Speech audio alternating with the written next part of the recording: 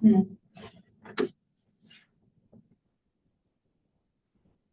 Anyone have any thoughts?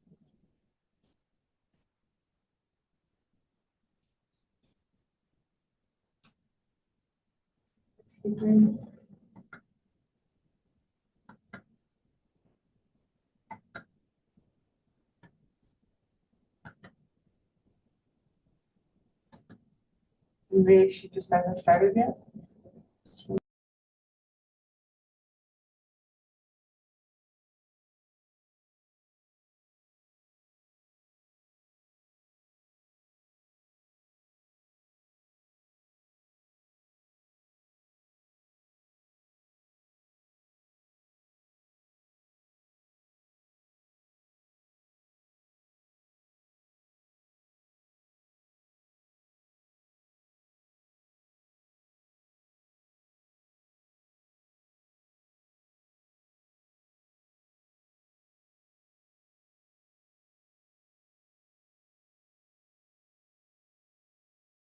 Theist, and it's not a compliment, right? It's not a compliment when someone calls you a polytheist. The project was inspired. I feel like I'm not touching it, but things are happening. What? No? Okay. Spoilers. There's a Marvel comic slide. The project was inspired by this book. Maybe which many of you have read. It's kind of a classic now by Tomoko Masazawa, where she's talking about this category over time, this kind of contested category called variously paganism, heathenism, idolatry, polytheism. And her quote here, she says, this category, quote, used to be uniformly called primitive religions in the earlier days, but more recently has been variously termed primal, preliterate, tribal.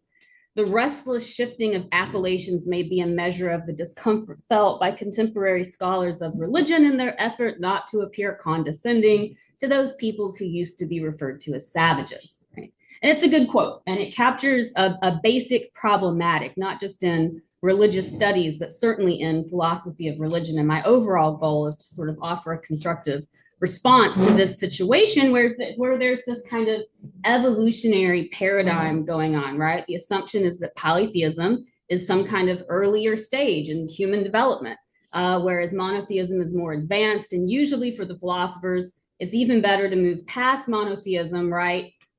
So past, kind of an anthropomorphic deity through to something like monism or pantheism, which is to say maybe a concept of a kind of a God who's more like a depersonalized, rational principle, right? But so what do we do about all the people on the globe who, for whatever reason, don't take that trajectory, right? By the evolutionary model, what does that mean? Are they just sort of stuck at a more primitive stage? That sounds horrible, right? So I think I've been influenced by my new job. Where I'm running a Jain Studies program. And if anyone knows me professionally, that's quite outside my usual areas of specialization. So that's a longer story as why I'm running this position at University of North Texas. But the Jaina Dharma, right, the Jains resolutely resist monism, right? They resist monotheistic and monistic trajectories. They propose not one, not two, but six co-eval and co-eternal fundamental constituents of all of existence: matter, souls, the mediums of time, space, motion, and rest. These do not reduce down to anything more fundamental than themselves. Branching out from Jainism because of my new job, I started getting really curious and learning a lot more about all of the other South Asian traditions that are either dualistic or pluralistic, but not monistic. So I started reading about Samkhya, I started reading Madhvacharya, I started reading various Bhakti traditions, and I learned a lot. And in the book project that this comes from, my focus is on how differences between different types of spiritual beings are philosophically important in different traditions. So that's another reason it's not really just about polytheism in that sense, right? Like for my title today, it's about ghosts, gods, spirits, ancestors, and I'll add like enlightened beings like bodhisattvas, tatankaras. So the material today comes largely from one chapter in that book, and I will start with some basic vocabulary.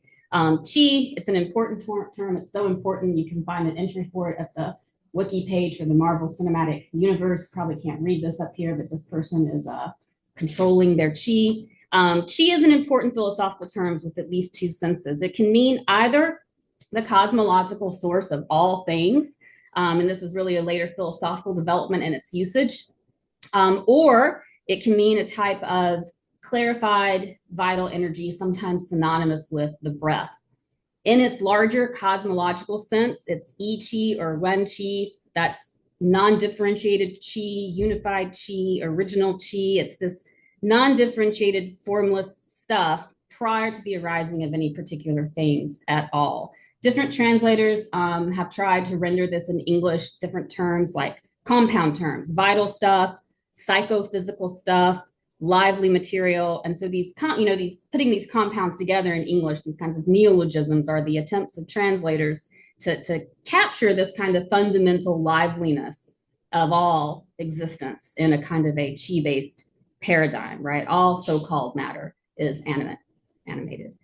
So the broadest sense of chi does mean everything, whether it's condensed and palpable like physical objects, or whether it's dispersed and intangible like our own thoughts and feelings, but also like spirits and ghosts and gods.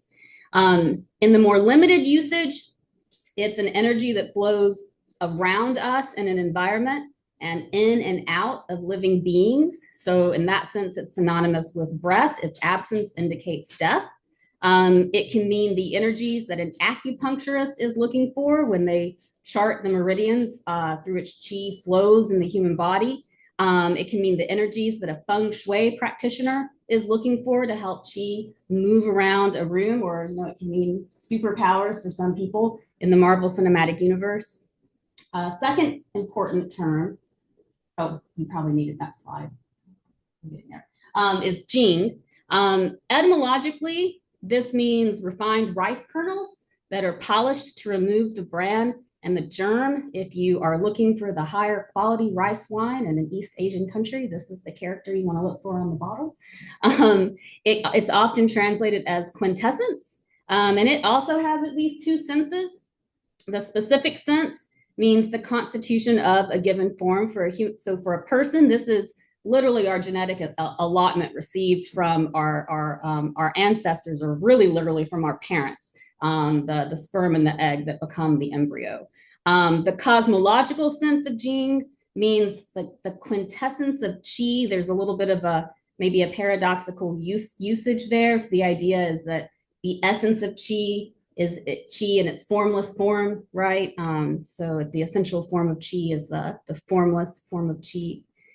The next term down here, Shan, this is the one most easily and directly just translated as God or spirit. It can refer to the deities in the Taoist pantheon. It can refer to various local gods in anyone's natural environment. It's the character that the Japanese use for kami.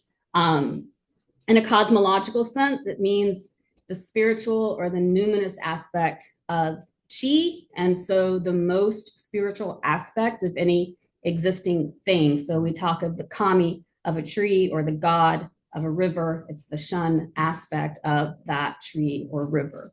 It gets used in a lot of different ways, though, in Chinese medical practices. Our bodies have lots of different shun type spirits. So the spirit of the kidneys is responsible for our will and our intentions. The shun or the spirit of the spleen is responsible for the intellect, and so on. Shun is often grouped together with Qi and Jing here, the so-called three treasures, right? We're sort of, Jing is what I'm kind of born with, my genetic allotment, parts of myself I can't change so easily. Qi is my vital force. It's necessary initially for fetal development, but also while I'm alive. And then Shun is my spiritual potential. No one's necessarily guaranteed of an immortal afterlife in Chinese discourses, but you can develop your Shun while you're alive to attain a more long-lasting state. And that's part of what we'll talk about today. Two other terms. Again, I think these kinds of distinctions fall through the cracks in a lot of discourses in philosophy of religion, in the sense that these are distinctions the Chinese tradition is making and considers important, whereas I don't think all these different terms for different types of spirits necessarily sort of get through in the language that we tend to use in philosophy of religion. So these last two terms here are top two terms, Huen and Po. So there's a 5 Shun system that I just mentioned where you've got the spirit of the kidneys, the spirit of the spleen. In that system, Po is the spirit of the lungs and Hun is the spirit of the kidneys. Some Taoist medical systems name a total of 7 Po and 3 Hun actually. The Po themselves are associated with different bodily organs and bodily functions, and these are yin spirit, so they're kind of lower down, they're coarser, they're sometimes synonymous with the bodily organ itself. That said, these type spirits also can leave the body at death, at bodily death, and exist for a time as ghosts, ghosts before eventually sinking into the earth and dissipating. So around a gravesite, the ghost will linger for a time. It will eventually sink into the ground and dissipate. There are practices you can do while you're alive to help tame these lower, coarser spirits in your body. And then there are burial practices you can do for other people after death to give those restless ghosts a place to be as they disperse. So again, the Po or yin energies, coarser, less refined. The Huen are yang energies. So whereas one might sink into the earth after death, our Huen might travel upward. It can have an afterlife as an ancestral spirit, not again necessarily immortal. As our distant ancestors grow increasingly forgotten, we would say their Huen is weakening over time, is dissipating over time. But we can strengthen and maintain it through proper burial rites and ancestral rites then done at ancestral temples. Because Hun and Shun are both associated with capacities for spiritual attainment, so that's the word for God, that we saw a slide back. Those two words are sometimes synonymous with each other or used interchangeably. And then finally, the ideas of yin and yang, which I think are terms that have made it into kind of common usage, are necessary to understand how any of the other words in this glossary I just took us through function in any particular context. So in many cosmogonic narratives, yin and yang are the first two things, forces, the first distinction to emerge from the primal unified chi, in which there are no distinctions as of yet.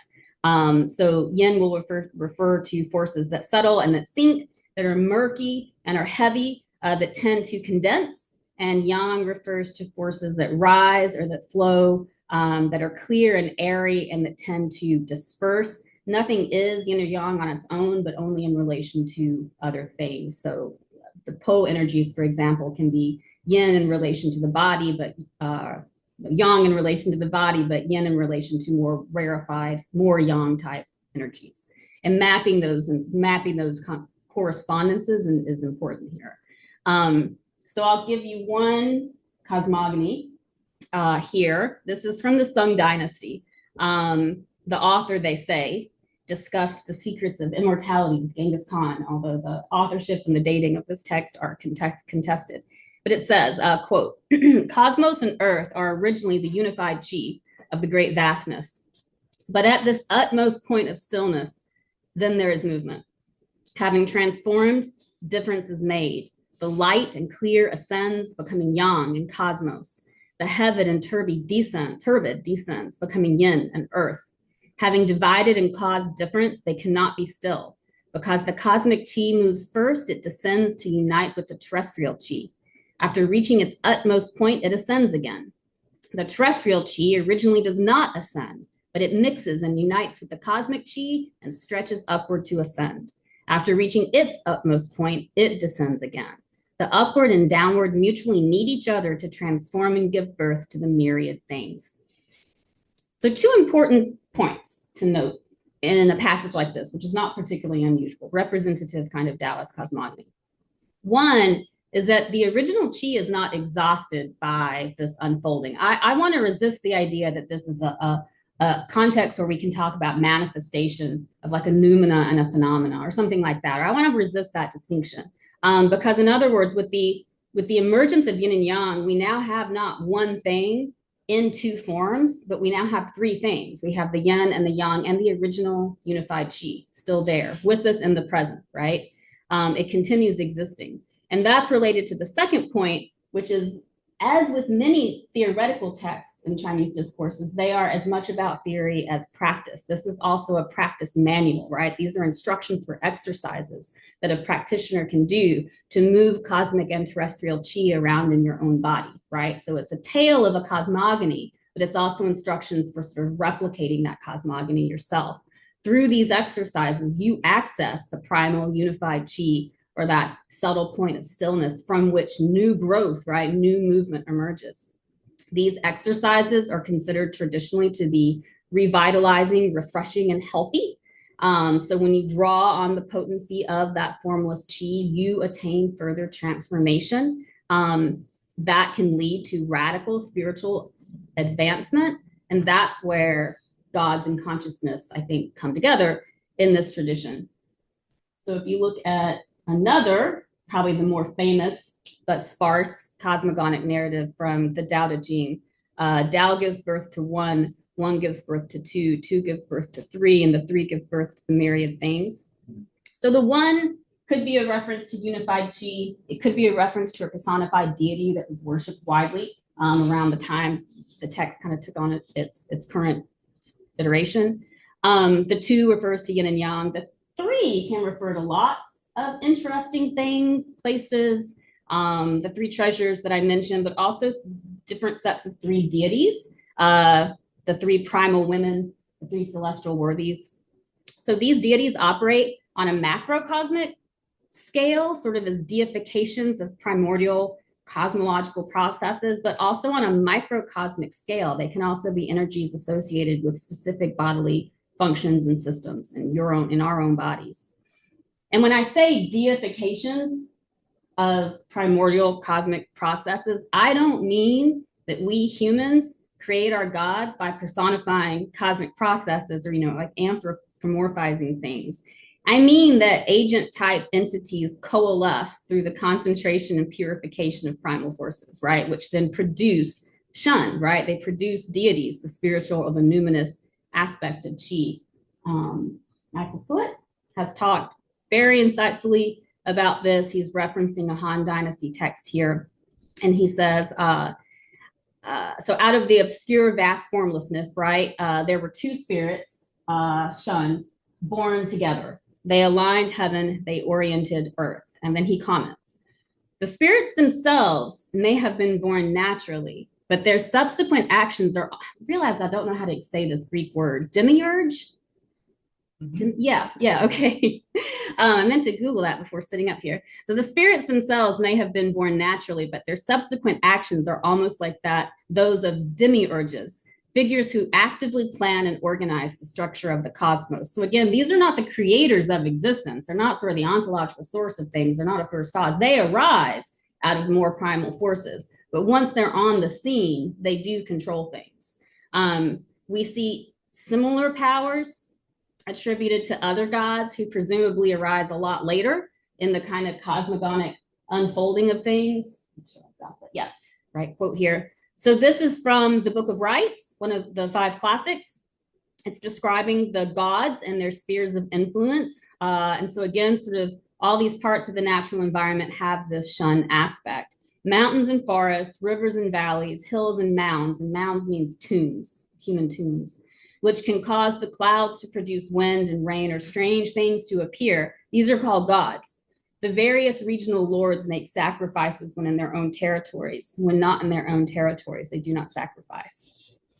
So this is not only how we get gods in the early cosmos or popping up later on in the natural environment, but also how living human beings can undertake processes of self-deification. So here, right, not the mountain or the river or the tomb necessarily, but the physical body, the living body is the site at which Qi is cultivated and transformed to produce Shun, the Shun aspect, in a process that usually mirrors the conception and gestation of a fetus. So the language that's used is sort of usually sort of creating your own sort of fetal self, as it were, fetal deified self, and then growing it. These are what people call in English inner alchemy. I think I have a slide for that. Inner alchemy. right. So these sort of inner alchemical practices help you as the practitioner connect to the same primal forces that gave birth to the cosmos itself. The god, the word I can't pronounce again. But then you kind of possessing that demiurgic power, to borrow again the word that I can't say, to attain a kind of fundamental transformation. Different texts recommend developing not only a single spirit, but multiple of the body spirits that you have, the different Hun and Po. This is from Leah Kalmanson, who talks about kind of advanced visualization techniques that Taoists would use to, quote, activate the various body gods within and transform the internal organs from energetic functioning to advanced wisdom and the cultivation of virtues. She goes on, quote, once the organs are sublimated to an energetically subtler level, alchemy, right? I mean, the bodily organ has been I'm not even gonna say transformed, transmuted, right? Into something else. The body gods are actively visualized and the body becomes a cosmic constellation rather than an individual entity. Eventually, adepts join the celestials they have harbored within and go off to transcend all in ecstatic pervasion. By attaining this level, the Taoist graduates to immortality, becomes one with Tao in all its aspects, as underlying power of all and as the creative power of the world, continuously moving and forever transforming. So this language of oneness, the unity of the Tao, the underlying power of all that the adept attains, this language results in a lot of contemporary philosophers classifying Taoism as a type of monism. But again, I think Pruitt is really insightful here on why we should question this. As he says, some texts do, quote, seem to rest on the claim of a monistic cosmos. The entire universe is composed of chi, and spirit, the most highly refined chi, controls the less rarefied chi.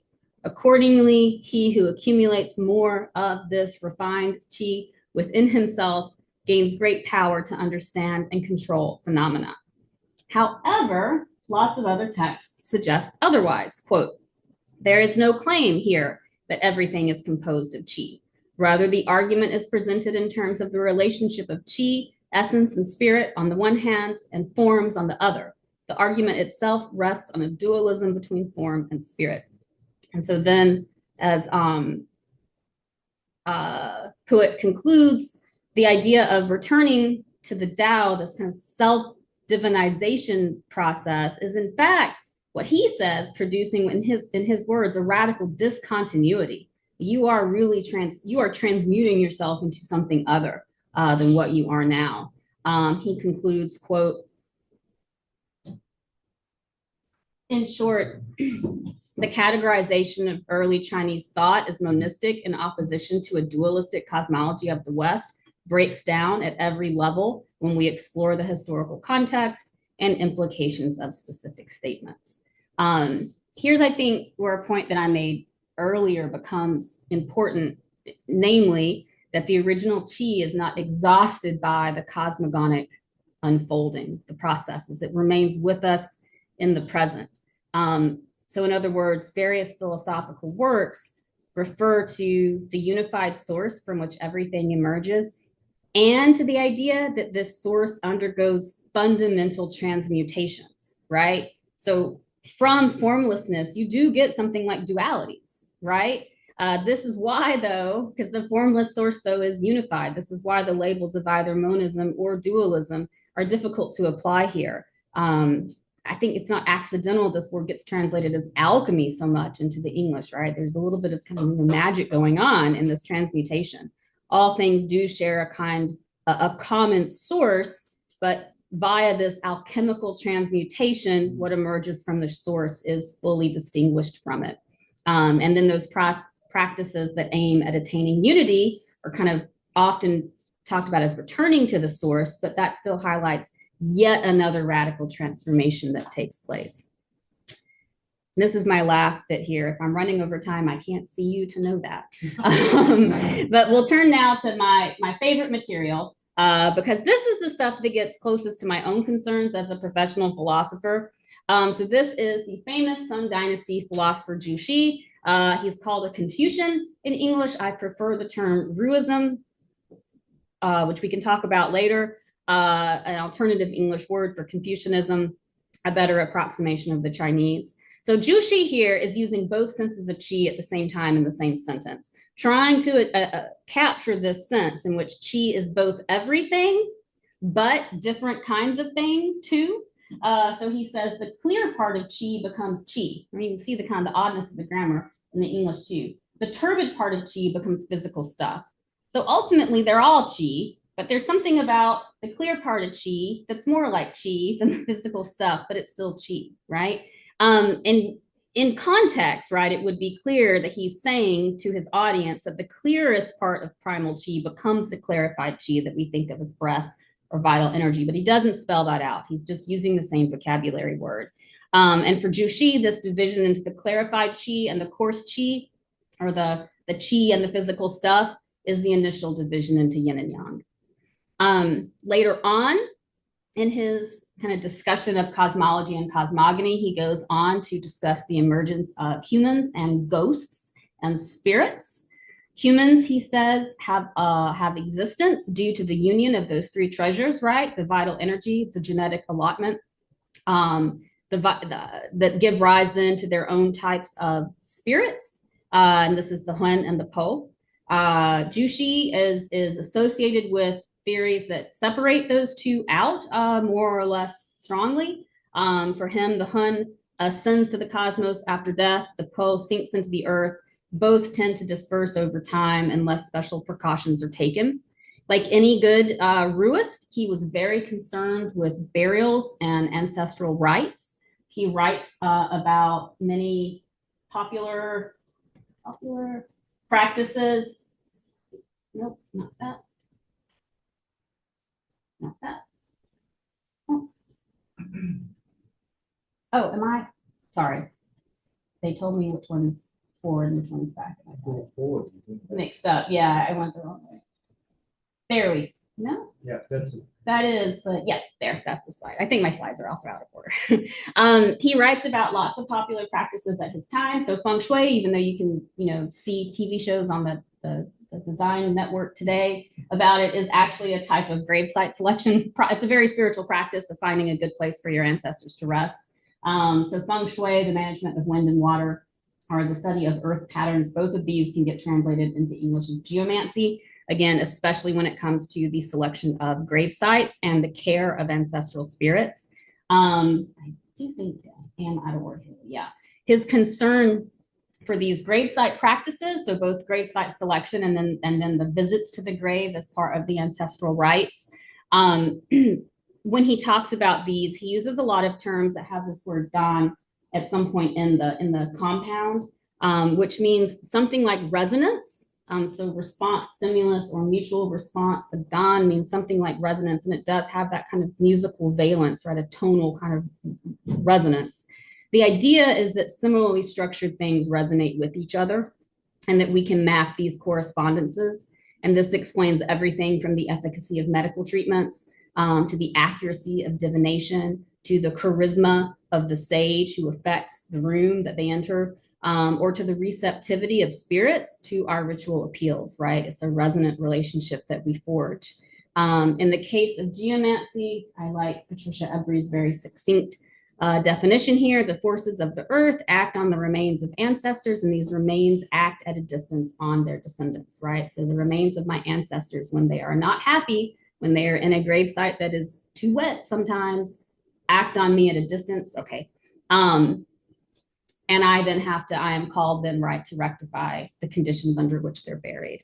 So in the discussion that we had above about self-deification, the adept's body was the site where qi was concentrated and transmuted to attain, right, a deified form. In the case of geomancy, the grave site is the location where spiritual forces are given a place to kind of concentrate and be, and then are cared for by various ritual practices. I'm going to skip through, got 5 minutes. I'm going to skip through just a couple slides.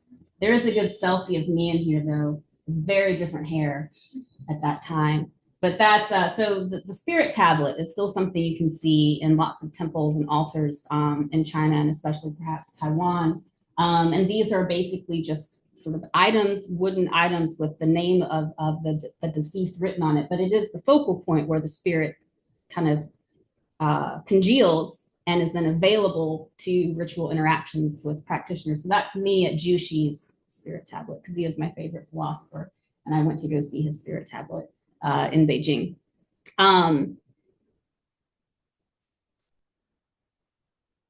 Yeah, I'll read this one quote again from Deborah Summer talking about this. It was through a connection of qi that descendants could communicate with their ancestors when sacrificing. When a descendant presented votive offerings to their forebears, their qi resonated with the qi of their ancestors, for they were of the same class or kind. The ancestors' vital essence, spirit, hun, and po, might have become dispersed, but the essence, spirit, hun, and po of the descendants still share something with those of the ancestors. Later on, Jushi uses the same basic rationale of kind of resonance to explain lots of different types of spiritual interactions. He's asked at one point about a quote from the Book of Documents. The quote is simply, the ancestors arrive, and someone is basically saying, like, do they really arrive? In other words, you've gone to the temple to do the ritual, the ancestors arrive. Well, I can't see them. Are the ghosts really here? Are there really ghosts? Is kind of the implication of this question. And Jushi says, what this means is that my quintessential spirit resonates with their quintessential spirit. All rites of sacrifice are like this. Notably, in this quote in the Book of Documents, what they're talking about when the ancestors arrive is how you should bang on drums and play lutes and sing songs. So you're kind of, again, you're generating musical resonances to kind of orchestrate the spiritual connection. Not only are sacrificial rites like this, but all rituals of transformation, including, and this is my last 3 minutes of it, what we do as scholars. And again, this is why I find the Ruist or the Confucian material interesting, right? This is Joseph Adler saying there is a moral imperative for learning, and the process of learning is a psycho-spiritual transformation that refines and clarifies one's qi. Jushi, when he talks about the importance of reading and learning books, often talks about recitation. So again, intoning something out loud is how the mind harmonizes with the qi, feels uplifted and energized, remembers securely what it reads. At another point, he very literally says you should hum before reading a book. So sit up straight, compose yourself, and hum to kind of settle the mind through that resonance before you sit down and do your scholarship.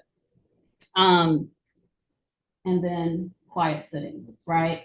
Presently, should you want to engage in book learning, you must first settle the mind so it becomes like still water or a clear mirror. And the point is not to have an empty mind, right? This is not Buddhism. The point is to prime the mind for resonance, right? To bring it to that utmost point of stillness where it's like a taut drum. It's going to respond to what it reads in the book, or like a clear body of water, though, that utmost point of stillness from which new movement emerges, right? This is kind of how thinking happens for Jushi. But it doesn't just stay inside your own brain. Joseph Adler says, in human beings, spirit is a quality of mind, specifically mind qi in its finest, most free-flowing state. And what does that mean, right? To be free-flowing. Mind for Jushi, says another author, Yun-Sik Kim, was really nothing but qi, its essential and refreshing or numinous portion, to be more specific. This was not restricted to man's qi and his own mind, but was extended to the qi of the outside world and to the minds of others. So the sages, right, are the people who have done that kind of work, who have cultivated themselves, and now have minds that can penetrate and comprehend the totality of the natural moral order. This ability also gives them talents, such as precognition, that make them appear like spirits to ordinary people. So this is my final point. We don't do this anymore in philosophy, right? The contemporary academic philosopher looks quite different, right, than the Ruist sage and the spiritual talents that they attain through these kinds of practices. So just to recap the few points that I made that I hope are relevant to discussion. We've seen that some deities a discussion of like how gods and consciousness relate, right? We've seen some deities that take form spontaneously out of the primal stuff that gives structure to the cosmos. We've seen spiritual aspects of our own mind-body complex that live on as ghosts, or can even have a godlike afterlife. We've seen practitioners then who actively seek to develop this godlike potential, whether Taoist practitioners of inner alchemy or the Ruists who are practicing kind of scholarship as a spiritual path, or someone brought up philosophy as a way of life earlier. It's kind of scholarship as a way of life.